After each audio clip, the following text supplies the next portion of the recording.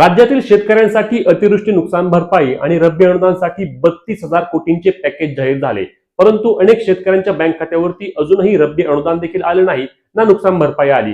त्यामुळेच शेतकरी बांधव नाराज असल्याचे पाहायला मिळाले. आता 3 डिसेंबर पासून यामध्ये ई-केवायसी करण्याकरिता एक चांगली मोहीम राबवण्याचा निर्णय राज्य सरकारद्वारे घेतला गेला आहे आणि ज्या शेतकरी बांधवांना अतिवृष्टी असेल किंवा रब्बी अनुदान असेल त्यांचे फार्मर आयडी नसल्यामुळे किंवा त्यांची फार्मर आयडी मध्ये काही अडचणी असल्यामुळे त्यांच्या बँक खात्यावरती रक्कम जमा झाली नाही, अशा शेतकऱ्यांची पुन्हा एकदा यादी जाहीर करण्यात आली आहे आणि लवकरात लवकर ई-केवायसी करून घेण्याचे देखील आवाहन केले आहे.